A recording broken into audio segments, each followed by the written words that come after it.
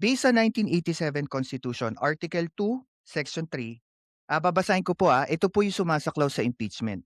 Ang sabi dito, a verified complaint for impeachment may be filed by any member of the House of Representatives or by any citizen upon a resolution of endorsement by any member thereof, which shall be included in the order of business within 10 session days and referred to the proper committee within 3 session days thereafter. Remember yung first round ng impeachment complaint kay VP Sara, inabot po siya ng 1 to 2 months if I'm not mistaken. Kasi 60 days to. Pero 'di ba ang issue ng issue ng mga sabihin na nating mga anti-Marcos dito sa complaint na 'to, they were saying that, ah baka hindi daw po makuha ito, baka hindi pumasok ito sa order of business. Kaso ang pagpapaliwanag ng Constitution, even the House rules, ang session days is different from calendar days. Ibig sabihin, Monday is one calendar day. Monday to Friday, basta hindi nag-adjourn ang Kamara, it is considered one session day until na mag-adjourn ang Kamara.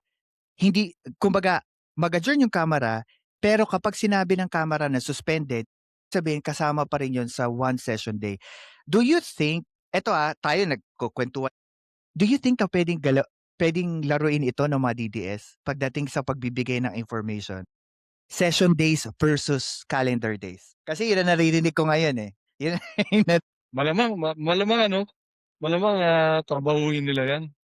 Malamang mm. ganyan ang gawin nila, para para magulo talaga nila 'tong impeachment na 'to, Pero I think this time, hindi na nila magagawa. Boss Mag, are you in favor? Like in general, even vice president or the president, are you in favor of people filing complaints through impeachment para sa ating sitting officials? Ah, ayoko mag pero ayoko maging bias, siguro pagiging biased. Hindi ako in favor. Unang-una, ah, nagre-research na ang daming abogado na sinasabi na mahina yung, yung complaints. Pero kay Sarah maraming ebidensya. Uh, do you think na siguro pinag-uusapan na natin, we touch base na rin sa complaint ng president at saka ng vice president.